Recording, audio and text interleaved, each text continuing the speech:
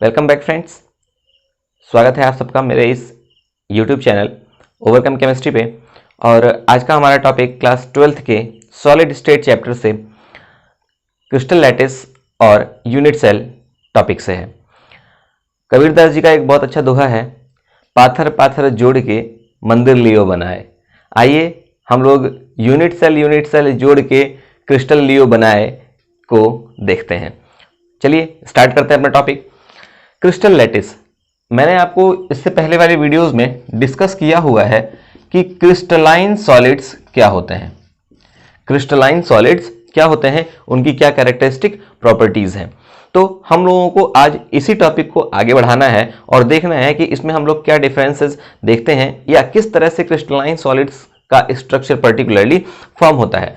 तो स्टार्ट करते हैं। देखिए, क्रिस्टलाइन सॉलिड्स में आपने देखा था कि पर्टिकुलरली जो भी आपका सब्सटेंस क्रिस्टलाइन सॉलिड्स बनाते हैं उनकी बहुत सारी प्रॉपर्टीज आपको पहले पढ़ने को मिल चुकी हैं, जिनमें से मैं कुछ को यहाँ डिस्कस करूंगा ताकि आपको ये क्लियर हो सके कि क्रिस्टलाइन सॉलिड्स से रिलेटेड हमको कौन से एस्पेक्ट्स टेकअप करने हैं। तो चलिए, क्रिस्टलाइन सॉलिड्स में बेसिकली अगर मैं आपको बताऊं तो आपने पढ़ा था कि एक तो था इसका एनाइसोट्रॉपिक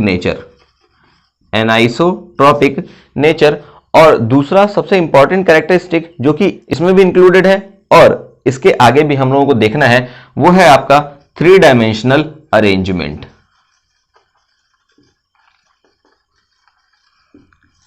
अब ये 3 डायमेंशनल अरेंजमेंट कैसे कंस्टिट्यूट करता है और एनाइसोट्रॉपी जैसे कैरेक्टर क्यों आते हैं, हमको इसी पे बात करनी है। तो बेसिकली हम 3 डायमेंशनल स्ट्रक्चर को टेकअप करते हैं और आगे बढ़ते हैं। देखिए क्या होता है आपका क्रिस्टलाइन सॉलिड्स में 3 डायमेंशनल स्ट्रक्चर और इससे रिलेटेड फैक्ट्स। जब कोई आप क्रिस्टलाइन सॉलिड बनाते हैं तो आपने देखा कि क्रिस्टलाइन सॉलिड्स का एक पर्टिकुलर अरेंजमेंट होता है जो आपका 3 डायमेंशनली स्पेस में क्या होता है, बार बार over and over again and again repeat होता जाता है। और इसी पर्टिकुलर स्ट्रक्चर के रिपीट होने से हमारा क्रिस्टलाइन सॉलिड फॉर्म होता है। तो आइए हम लोग जरा इसको और डीप में समझते हैं। 3 डायमेंशनल स्ट्रक्चर को कैसे समझेंगे, जैसे मान लीजिए कि मेरे पास कोई एक स्ट्रक्चर जिसको मैं कंस्टिट्यूट करके क्यूब के रूप में मान लेता हूं, ये आपका कोई क्यूबिक स्ट्रक्चर है। ठीक, अगर ये 3 डायमेंशनल होगा तो 3 डायमेंशन का मतलब क्या होता है कि ये आपका एक्स, वाई और जेड एक्सेस पर फैला हुआ होगा। मतलब अगर आप इसको कंस्टिट्यूट करेंगे तो ये अपने ऊपर भी कुछ इसी टाइप का आपको स्ट्रक्चर शो करेगा। देखिए, मैं यहां पर जो स्ट्रक्चर बना रहा हूं वो डायगोनल बना रहा हूं, कुछ इस तरह से। थोड़ा सा आप इसको ध्यान से देखते चलिएगा। ये तो रहे बात डायगोनल की, ऐसा ही एक स्ट्रक्चर इसके, ठीक है ना, मैं बिसाइड ड्रॉ कर देता हूं तो वो आपको स्ट्रक्चर कुछ ये इस तरह से मिलेगा। देखिए, ये आपका हो गया। अब आपने क्या किया कि इसका इस तरफ ड्रॉ किया है, तो ठीक इसको इस साइड भी इसी तरह से ड्रॉ कर लीजिए।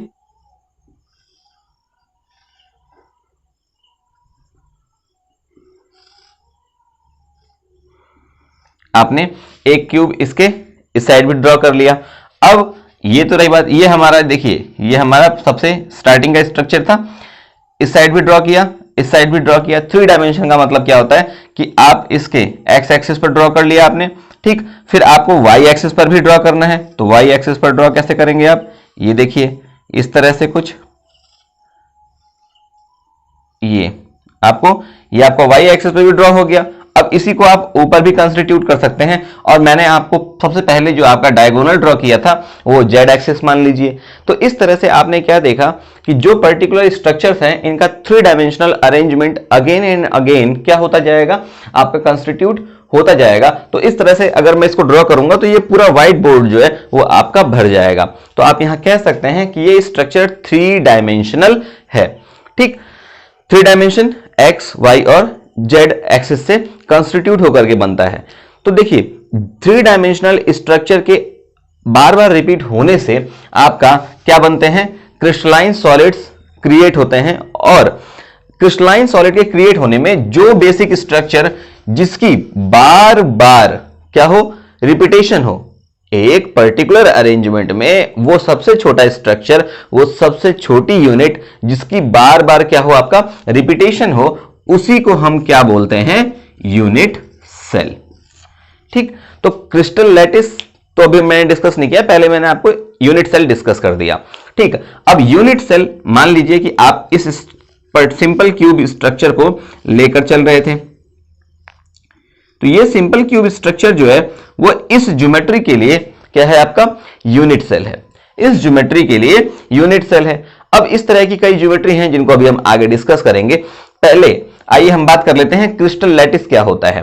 ठीक, आपने ये देखा कि कोई particular unit cell three dimensionally again and again repeat हो करके आपको एक पूरा सॉलिड का नेटवर्क देता है।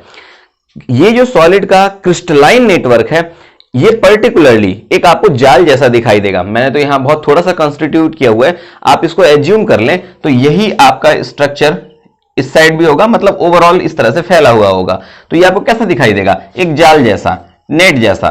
ठीक, ये मान लीजिए कि कुछ इस तरह से है, तो ये आपका, मैंने तो वैसे 2 डायमेंशनली ड्रॉ किया हुआ है। ठीक, लेकिन आप माने तो ये एक आपको जाल जैसा दिखाई देगा। ठीक, अब बिकॉज ऑफ द रीजन कि वो जाल जैसा स्ट्रक्चर, ठीक, किसमें मिल रहा है आपको, क्रिस्टल में, और इसलिए उसको एक टर्म दिया जाता है लैटिस, LATTICE। ये लैटिस क्या है, ये लैटिस है, इसकी हिंदी मीनिंग होती है जाल जैसा नेटवर्क। ठीक, लेकिन बस अंतर यह है कि ये 3 डायमेंशनल होता है। तो ऐसा पर्टिकुलर स्ट्रक्चर जो कि यूनिट सेल के बार बार रिपीट होने से ऑब्टेन्ड होता है, उसको हम कहते हैं क्रिस्टल लैटिस। ठीक, तो आपको यहां पर 2 चीजें क्लियर हो गई कि वो सबसे स्मॉलेस्ट स्ट्रक्चर आप कह सकते हैं कि जो बार बार रिपीट होकर के सॉलिड का क्रिस्टलाइन नेटवर्क बनाता है या क्रिस्टल सॉलिड का नेटवर्क फ्रेम करता है, उसे आप क्या कहते हैं, यूनिट सेल। अब आइए बात कर लेते हैं हम लोग आपका कि क्रिस्टल लैटिस क्या होता है। तो लैटिस मतलब सिंपल जाल होता है। जो आपका क्रिस्टल लैटिस फॉर्म हो रहा है, ठीक, उसका जो आपका 3 dimensional arrangement unit cells repeat होकर के देते हैं, वही आपका क्या कहलाता है, क्रिस्टल लैटिस। ठीक, अब इस लैटिस में क्या ध्यान रखना है आपको, तो थोड़ा सा मेरी बात सुन लीजिएगा। इस लैटिस में आपको यह ध्यान रखना होगा कि जो ये पॉइंट है, ये आप इस तरह से देख रहे हैं, जो भी आपका ये पॉइंट क्रिएट होते हैं, इन पॉइंट को हम लोग कहते हैं लैटिस पॉइंट। क्या कहते हैं, लैटिस पॉइंट। दरअसल ये जो पॉइंट हैं, ये कुछ और नहीं है बल्कि वो सारे पर्टिकुलर एटम, आयंस या मॉलिक्यूल्स हैं जो क्या करते हैं, आपका इस क्रिस्टल को या क्रिस्टल के पूरे स्ट्रक्चर को फॉर्म करने में अपनी अहम भूमिका निभाते हैं। ठीक, तो ये पर्टिकुलर जो आपको पॉइंट्स मिलते हैं एक पर्टिकुलर स्ट्रक्चर में, ये पूरे नेटवर्क में आपको मिल सकते हैं। देखिए यहां देख रहे हैं आप, ये जितने कॉर्नर्स हैं या पॉइंट्स हैं, ये सब क्या है, आपका क्रिस्टल के लैटिस पॉइंट है। क्या है, आपका लैटिस पॉइंट है।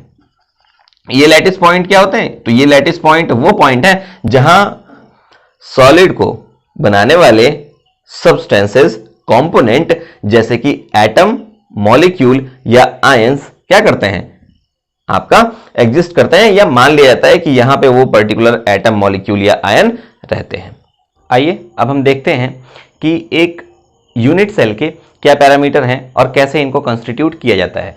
तो मैं आपको थोड़ा सा चीजें डिस्कस करता हूं, आप ध्यान से सुनिएगा और समझते चलिएगा। ये देखिए, मैं आपको एक 3 डायमेंशनल नेटवर्क का एक छोटा सा डायग्रामेटिक रिप्रेजेंटेशन देने जा रहा हूं। देखिए, 3 डायमेंशनल नेटवर्क का जो डायग्रामेटिक रिप्रेजेंटेशन है, उसमें सबसे पहली जो आपका स्मॉलेस्ट यूनिट है, जिसको हम लोग यूनिट सेल कह रहे हैं, उसका रिप्रेजेंटेशन कुछ ये है। मैंने आपको बताया है कि यूनिट सेल के रिप्रेजेंटेशन में ये जो कॉर्नर्स होते हैं, ये उन कंपोनेंट्स को रिप्रेजेंट करते हैं जो कि सॉलिड का स्ट्रक्चर क्रिएट करते हैं या 3 डायमेंशनल सॉलिड को फॉर्म करने में आपकी हेल्प करते हैं। ठीक, माना यह जाता है कि ये पर्टिकुलर पॉइंट्स, जिनको हम क्या कहते हैं, लैटिस पॉइंट, क्या बोलते हैं, लैटिस पॉइंट, या इनको हम लोग लैटिस साइट भी कहते हैं। ठीक, ये पर्टिकुलरली आपस में एक स्ट्रेट लाइन से कनेक्टेड होते हैं। देखिए जितने भी हैं वो आपस में 3 डायमेंशनली सब स्ट्रेट लाइन से कनेक्टेड हैं। तो इनको अगर आप ध्यान से देखेंगे तो आपको समझ में आएगा कि यहां पर्टिकुलर जो स्ट्रक्चर्स हैं वो कुछ इस तरह से कंस्टिट्यूटेड हैं, ठीक, जिनमें आपको एक्स एक्सिस, वाई एक्सिस और जेड एक्सिस के अलोंग क्या मिलता है, आपका एक्सपेंशन देखने को मिलता है, ठीक। यानी कि ये एक्स, वाई और जेड तीनों ही एक्सिस पे क्या है, आपका फैले हुए हैं। कैसे समझेंगे हम इसको, जैसे मान लीजिए कि ये आपका ओरिजिन ओ है। ओरिजिन ओ से अगर हम स्टार्ट करें तो सपोज कर लीजिए कि ये है आपका एक्स एक्सिस, ये है आपका वाई एक्सिस और ये है आपका जेड एक्सिस। ये जो 3 डायमेंशनल स्ट्रक्चर्स होते हैं इनमें एक्स, वाई और जेड तीनों एक दूसरे के परपेंडिकुलर होते हैं, कुछ इस तरह से, ठीक। मैं आपको दिखा रहा हूं। तो ये मान लीजिए कि ये अगर आपका एक्स एक्सिस है, ये वाई एक्सिस है और ये जेड एक्सिस है और इन तीनों का ओरिजिन पॉइंट एक ही हो तो इन तीनों का जो आपका एंगुलर डिस्टेंस होगा वो 90 डिग्री होगा। मींस तीनों ही एक एक्सिस जो होंगी वो एक दूसरे के परपेंडिकुलर होंगी, ठीक। तो अगर हम इस तरह से देखें तो सबसे पहले जो आपका पैरामीटर्स निकल के आते हैं यूनिट सेल के, उनकी 2 कैरेक्टरिस्टिक आपको देखने को मिल सकती हैं। पहला कि उनमें आपका 3 डायमेंशनली एक्सिस एक्स, वाई और जेड के अलोंग एक्सपेंशन होगा, ठीक।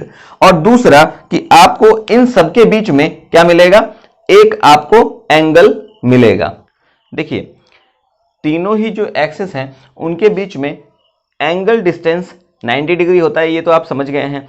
अब इनको हम रिप्रेजेंट कैसे करेंगे, मान लीजिए ओरिजिन ओ से x और ओरिजिन ओ से y, इन 2 एक्सिस के बीच में बिकॉज ऑफ द रीजन कि तीनों ही एक दूसरे के परपेंडिकुलर हैं, क्या है आपका, इनके बीच में जो एंगुलर डिस्टेंस होगा वो आपका 90 डिग्री फिक्स होगा। ये जो एंगल है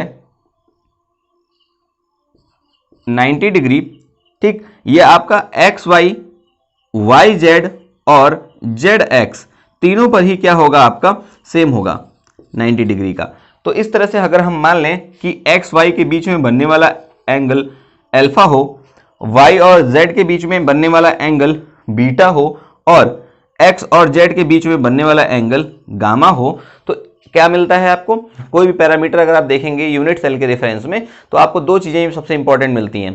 पहला कि 3 डायमेंशनली तीनों एक्सेस के अलोंग एक्सपेंशन मिलेगा, आपको स्ट्रेट लाइंस मिलेंगी, और दूसरा कि इन तीनों ही एंगल्स के बीच में एक दूसरे के रेफरेंस में क्या मिलेगा, आपको एंगुलर डिस्टेंस या एंगल्स मिलेंगे जिन्हें हम अल्फा, बीटा और गामा से रिप्रेजेंट कर सकते हैं, ठीक। तो ये तीनों एंगल और ये तीनों एक्सिस क्या है, आपका यूनिट सेल के पैरामीटर्स हैं। इन्हीं से आप क्या बनाएंगे, यूनिट सेल बनाएंगे। और जब आपका एक बार यूनिट सेल कंस्टिट्यूट हो जाएगी तो आप क्या देखेंगे कि हमारा जो सॉलिड है वो आपका क्या है, एक आपका क्रिस्टलाइन सॉलिड या 3 डायमेंशनल अरेंजमेंट को कंस्टिट्यूट कर रहा है या फॉर्म कर रहा है। तो फ्रेंड्स इस वीडियो में आपने यूनिट सेल और उसके पैरामीटर्स देखे। आपने ये देखा कि क्रिस्टल लैटिस क्या होते हैं या लैटिस साइट, क्रिस्टल पॉइंट क्या होते हैं और इनका 3 डायमेंशनली कैसे एक्सपेंशन होता है। आपको ये वीडियो कैसे लगी जरूर बताइएगा और अपने नोट्स को प्रिपेयर करते हुए चलिए, ओवरकम होते हुए चलिए हर एक छोटे छोटे पॉइंट से, छोटे छोटे एस्पेक्ट से। मैं आपको अगले वीडियो में बताऊंगा कि यूनिट सेल्स फर्दर कितने टाइप से आपका क्लासिफाई की गई हैं या ये किस तरह के कितने टाइप के क्रिस्टलाइन सॉलिड्स को फॉर्म करती हैं। तो दोस्तों आपको ध्यान रखना होगा कि सॉलिड को पढ़ने के लिए मैंने आपसे पहले ही कहा है कि थोड़ा सा आप इमेजिन करते चलिएगा। इमेजिन करेंगे तो आपको क्या होगा, चीज़ों को समझने में बहुत आसानी होगी। 3 डायमेंशनली मैं यहाँ रिप्रेजेंट करने में इनकैपेबल हूँ तो फिर थोड़ी सी प्रॉब्लम आएगी, लेकिन फिर भी मैं इस प्रॉब्लम को जल्दी ही सॉर्ट आउट करने की कोशिश करता हूँ और आपसे भी ये उम्मीद करता हूँ कि आप पढ़ते चलिए, समझते चलिए। सॉलिड स्टेट जो है वो आपके टोटल सिलेबस का लगभग मैं देखता हूँ कि एक इम्पॉर्टेंट हिस्सा भी है और ये आपका टोटल मार्क्स का, सॉरी सिलेबस का नहीं, टोटल मार्क्स का, ये आपका जो भी आपका इनऑर्गेनिक पोर्शन में है उसमें 3 मार्क कैरी करता है। तो मार्क से मतलब नहीं है, ये तो मैं आपको सिर्फ एक इन्फॉर्मेशन दे रहा था। आपको क्या करना है कि इनको अच्छे से आपका प्रिपेयर करना है। थैंक यू और आगे बढ़ते रहिए, पढ़ते रहिए मेरे साथ, ओवरकम होते रहिए।